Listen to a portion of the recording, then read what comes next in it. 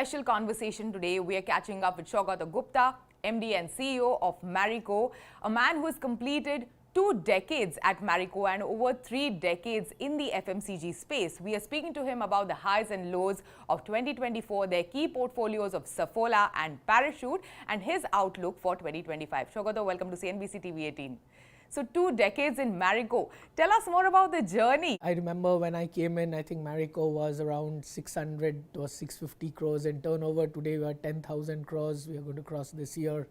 A significant change in portfolio with a great growth in the diversification which has happened in the last 4 years.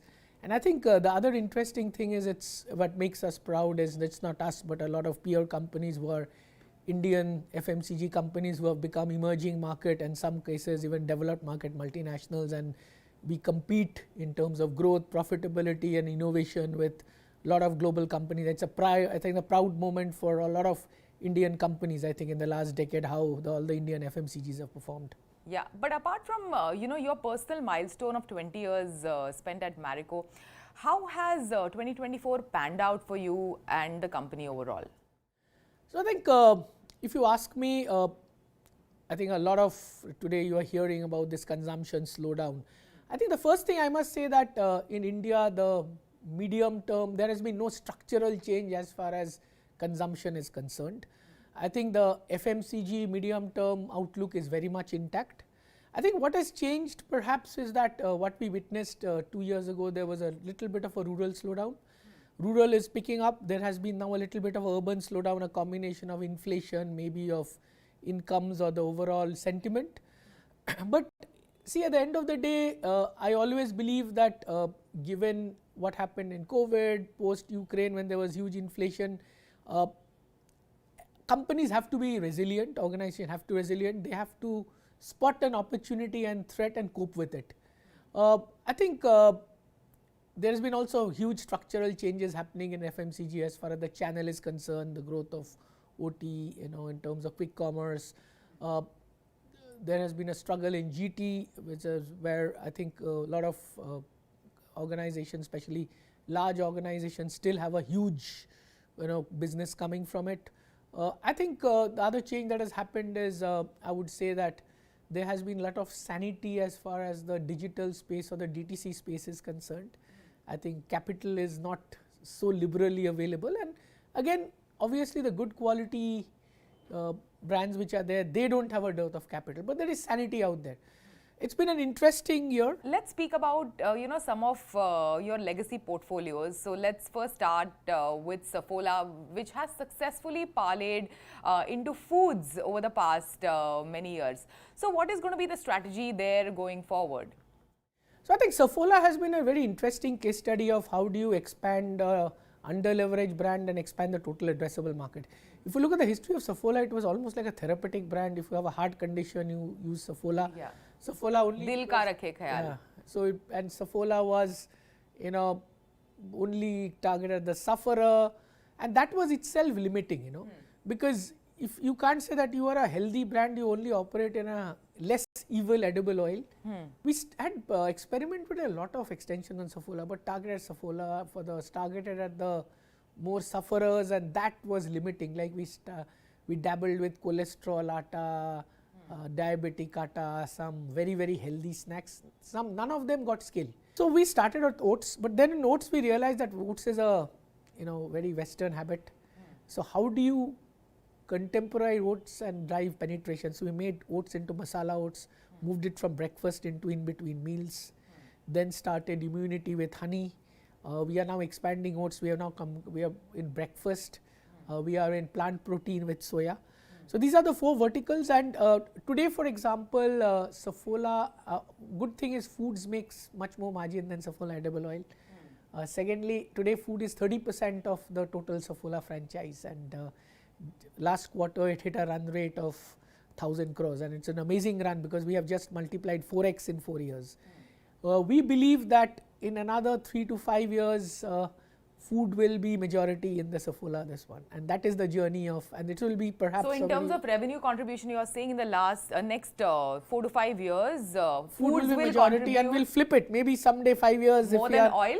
More than oil, and maybe food will be 70 and oil will be 30. Wow, wow! But you know, coming to oil. You know, there is a lot of shift in the consumer behavior going for healthier oil options like your olive oil, there is avocado oil that, you know, we have seen a trend in the urban markets, at least people cooking with these kind of oils. So how are you dealing with that? What is your response to some of these shifts in the behavior? So there are two things. One is Saffola caters to a very top end audience, consumers. They also are very loyal to the brand. Yes, they use other oils, I mean, but not every oil is very, very conducive for Indian cooking. Secondly, I think it's fortunate or unfortunate. See, we always advise people to eat healthy and therefore use less oil. So the average Saffola consumer uses less oil. But I think we perhaps have been, we could do perhaps better in innovation out there. I mean, we have been the first one to innovate with some of the multi-seed oil which we do, which is good for the heart. But it's important that we innovate more. And yes, you are right, there are opportunities today in the area of cold pressed, which is another trend, and some of the other oils. But unfortunately, what has happened is in India, categories like olive oil and all have got commoditized. And some of the olive oil that is sold, you know, pomace and all is a very, you know, basic this one. They are not that, you know, premium variety, and it has got commoditized. So we don't want to get into a category which is commoditized, because then there is no long term margin play out there. And one of the reasons we are sometimes sacrificing volumes of Saffola at the cost of margins is because of that, and we are happy to do that, because as long as the Saffola franchise grows, and its Saffola franchise is growing very aggressively with foods. With foods, then, if you can also give us an understanding on how do you approach, you know, which category or which sub-segment to get into? Like, you know, what is going to be the next big thing after Masala Oats for Saffola? So I think foods, we are looking at better for you. And as I said, we are looking into breakfast and snacking is a very, very big segment. And people today, you know, as long as you enter the repertoire of snacking, I mean, it can be healthy snacking, it can be indulgent snacking, we are into healthy snacking. What we can't get into is, for example, I can't get into impulse because my distribution doesn't reach pan outlets. What I don't want to do is to cold chain, because I don't have the capability to do cold chain. But as long as, I think snacking is the next big bet for us. And even Masala Oats, I think the penetration is low. We are gradually expanding. Breakfast is a big opportunity. We have just launched muesli. And we have also launched something called masala millets, which is almost tastes like khichdi. So that's a comfort food, and therefore how do you expand the repertoire beyond Masala Oats? So that's the journey of Saffola. We have two other brands in our food space. One is True Elements, where we have a majority stake, and we have obviously we will take someday a full 100% stake. That is into premium end of foods, but again True Elements, which is, you know, which is again healthy health. And the third one, which we are really excited about, is a brand called Plix. It is into nutraceuticals. It's one of the most successful, according to me, D2C brands. We are extremely confident that within 2 years it will hit 500 crores, and it's already profitable. Because one of the things about a digital business is we focus on profitability, just not on growth. And therefore, between Plix, you know, True Elements and Saffola, we really have now a very power-packed thing on food. We are very clear on what we are good at and not good at. And therefore, we might not get into things we don't have the capability at this stage. Such as? Like, for example, can I do biscuits, for example, at scale? I can't do it because it's a different business model, different distribution, this one. Can I do 5 rupee chips, for example, potato wafers? I can't. Because the brand can do certain things. We want to do better for you health. We are far more strong in urban, in organized trade. We don't have a very, very mass distribution. So we are very, very focused, because to us, unless, see, the market can be attractive, but if you don't have a right to win, there is no point trying to invest behind it unless we believe that we really have a right to win. Correct, correct. Now, speaking about Parachute, so it is a brand that we have grown up with, that I have grown up with, but I'm a millennial. How are you making it appealing to the Gen Zs and the Gen Alphas who are born after 2000, 2001? See, I think hair oiling as a habit is very much here to stay. Obviously, there is at the very top end, there is some stress in penetration. So what happens usually, what we have seen for the consumers is that people tend to get out of oiling sometimes at teens and they come back after 30s. I think the job is to drive far more contemporary formats.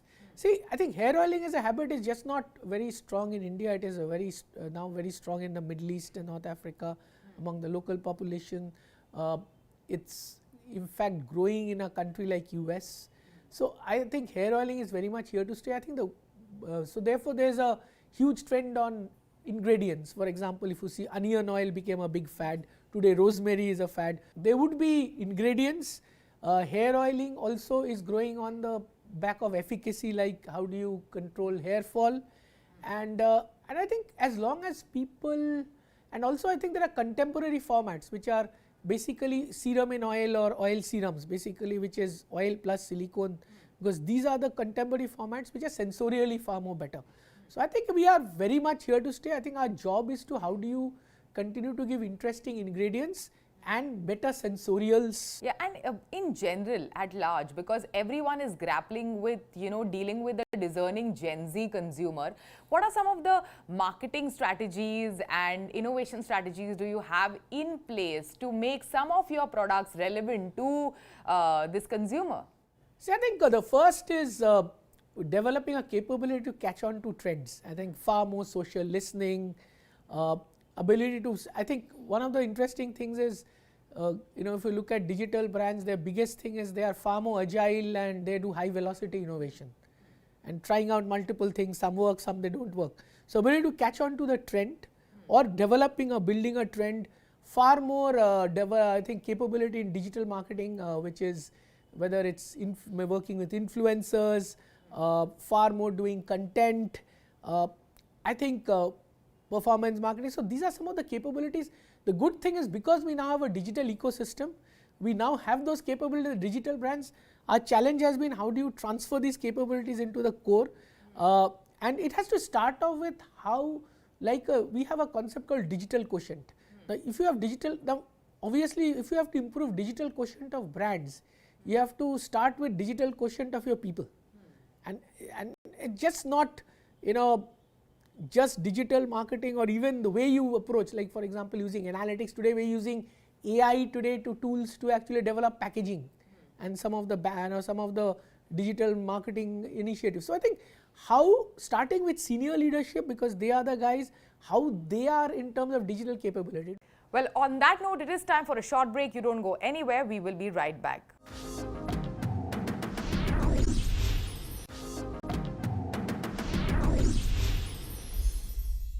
Welcome back. Today in a special chat, we are in conversation with Marico Saugata Gupta.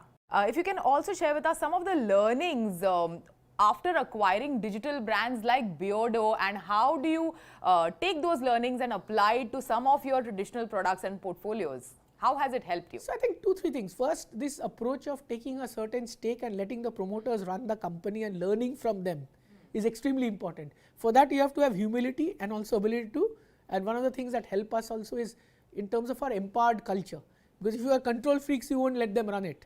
And so one of the things we deliberately didn't do in the first 3 years, and now even now Beardo, we acquired 100% stake in 2020, is not to Mariconize Beardo. Yeah. So what we do is very simple. Let it be and let the it be. So 4 things we actually control, nothing else. We control capital, we control portfolio, we control the overall compliance, regulatory, and we control quality, because these last 2 are reputation, this one.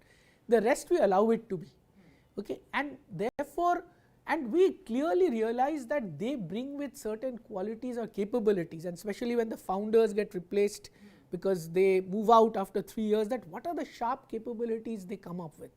Like it could be digital marketing, or in Beardo it was a very high velocity innovation, for example, ability to pick up trends, like they used to go to Cosmoprof, so they used to visit some fairs in China or Korea, pick up some trend, quickly try it out.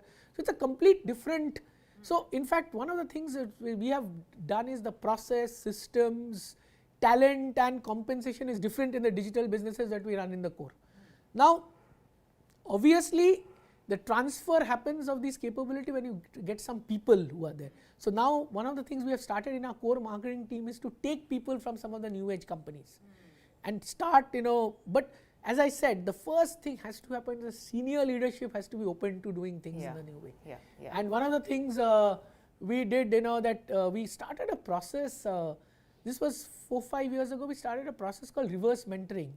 Where we started that we found out who are the youngsters who are the most digitally savvy in the organization, and can they actually mentor in terms of making the top management, including me, digitally savvy. In this reverse mentoring process, have you made reels and snap videos, and what has been the transformation for you? I think the first thing I started going into LinkedIn at least. I am not a very hardcore social media, I am a very below the radar person, but I think appreciation of, given my background in engineer, I am an engineer, I think I was anyway inclined on analytics. So analytics came naturally to me. But some of the new age practices like adoption of AI, ML, how do you push? Because I think senior leadership has to encourage people to experiment. Because when you are in the new things which are unknown, there will be failures. The question is, how do you create a culture where you experiment, where you reward people to try out new things? And I think one of the things we have been very good at is trying to say that, okay, we don't know digital. See, one of the problems that happens in successful companies or successful leaders is there's, you say everything I know. So this approach we started by saying we don't know, let me learn. And let us learn from the founders, and we have done it. I mean, I have spent time with the founders, and for example, every time I go to Plix, I've been to Plix once, I meet them, I learn new things, which I don't know. So speaking of Plix, Beardo and True Elements, so what more do we see in the pipeline when it comes to acquisition? We look at spaces where we believe there's huge opportunities. It could be in skincare, there could be in, we are not so much interested in food, because food we believe, unless it's niche premium food, given the gross margins being low, profitable residual business model is a problem, okay. We are also very keen the fact that we started selling Kaya products, as you know, from the last 1 month, because Kaya used to be sold in clinics. It's a group company. So Kaya is another big thing. We believe we can make it in digital. It's a very, again, a strong brand, under leveraged. So these are the opportunities, and we will continue to acquire, because this is a proven model for us. So skincare and personal care, you're saying, is a space that you're looking to acquire? But again, it has to be differentiated. We also look at, for us, the quality of founders make a huge difference. Because we invest also in the founders, their ability to grow the organization and grow the organization sustainably. So we want, again, founders also to want to leave a legacy rather than just making a quick money. Saugata, being a leader in the FMCG space, how do you look at QCommerce today and its power to transform FMCG? I think QCommerce is here to stay. Obviously, we believe that the business model will be extremely successful only in the top end cities. It attracts a different set of consumers, a different portfolio, and it's very, very critical that companies like us invest ahead of the curve and to grow. Having said that, we also want to have equal responsibility to ensure that the GT, because that is a mainstay. While quick commerce and all the revolution is happening at the urban space, I think rural and rural direct distribution will continue to be a source of competitive advantage for large scale FMCG companies. So one of the things which we are doing is investing in rural distribution. So I would say that in the, say, top 10 towns, organized retail is going to grow, and therefore there will be a challenge on the general trade model in that, and therefore we believe that in India it will be an and not an or. It won't be like in Southeast Asia and some other markets where organized trade becomes 100% and general trade dies. It creates huge employment, general trade, it provides a lot of livelihood, and it's important that it stays, and it's given the vastness of the country and given the logistics of it, I think it will coexist. Obviously, we believe that organized retail is going to grow leaps and bounds, and I think the question for a lot of us is that how do you create a differentiated portfolio so that organized retail is a source of diversification and premiumization and not just a source of cannibalization and channel conflict. Sure. When it comes to QCommerce, what has it enabled for Marico, and what are some of the challenges that it has brought along with it over the past year? I think quick commerce requires a different business model. I think it has we sell a lot of food, but it doesn't necessarily mean we don't sell. Like for example, one of our digital bank, Just Herbs, is doing very well in one of the quick commerce chains. I think the shopper is different. The shopper is looking for convenience, less value seeking, looks as instant gratification, and it's also the fact that there is a certain portfolio that has a natural advantage in quick commerce, which means the challenge has been for us, for example, fill rates, because it's not like because the fulfillment has to be in 20 minutes. The secondly, I think demand generation is different. To give you an example, in quick commerce, if you are not in the first 2 screens, the brand, and leader brands obviously have because it's almost like a planned purchase in some way. It's an impulse buy, but if you have to be salient to get into it. So I think there has to be a different strategy even within e-commerce for marketplaces and quick commerce. So you now have, I think that is the other complexity, is that as far as portfolio demand generation, now you have almost 4 models running. You have a modern trade model. Within GT, you have an urban retail model. Because what you do in beauty outlets and specialty food outlets completely different from kirana, or is different from rural.